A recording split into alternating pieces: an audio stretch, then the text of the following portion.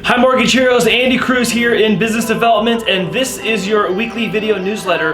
This week I want to talk about a positive number but may not always have a positive outcome, and that is the decline of the amount of mortgages in forbearance. Now, of course, forbearance became a front and center topic back when the CARES Act got passed in May of 2020, and millions of people filed for forbearance so they could have a pause on their mortgage payment. Back then, we were telling you that forbearance is not forgiveness. You'll still owe the money. You'll either have to catch up or pay it at the end or somehow make good on the amount that is due. Now, what we're seeing over the last couple of months, and we kind of alluded to this a while ago, but what's really starting to happen is that people that were in forbearance are now getting out. But the question is, why are they getting out and how are they getting out?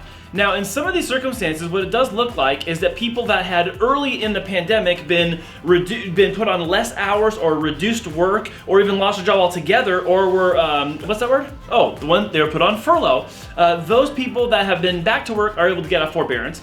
And then you also have a contingency of people where their business was closed early in other places of the country that has now reopened, then they're able to get out of forbearance. But we have this other faction of forbearance, which is actually people who have modified their loan, meaning their situation is not getting better. And what you actually see is this number reflected in the most recent mortgage survey data, which says that the amount of mortgages that are 90 days late and 120 days late are as many as 4 times higher than they were just a year ago. Now, that means that these people are going to either need a modification or they're going to eventually end up at the footsteps of foreclosure, and we don't want that. So today, what I wanted to talk to you about is if you are in the situation where you have not been brought back full to work, you were in forbearance and you're still in forbearance, you don't know how to get out, or maybe you were in forbearance and you need to get out, or you are out and you need to get a refinance, we want to talk to you about that. But if you are facing financial difficulty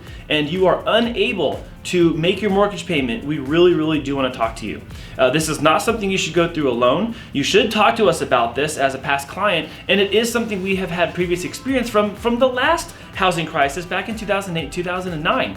And so we can give you firsthand account and experience on what you might want to talk to your mortgage lender about, your loan servicer, and maybe some options you're not thinking of.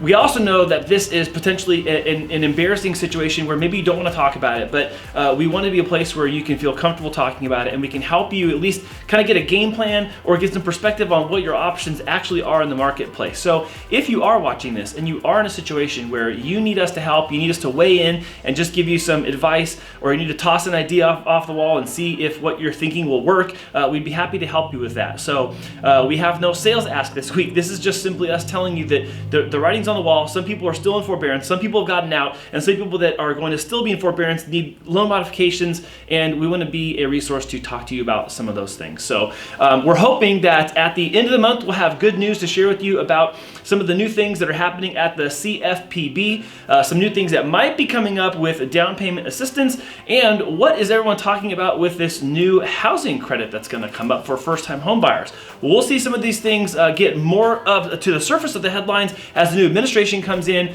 as the new housing agency, or not the new housing agency, but the housing agency gets its new staffers plugged into place, and we start seeing some of that unfolding already here at the end of January, and even more so moving into February. Thank you guys for watching this week, and we'll see you next week.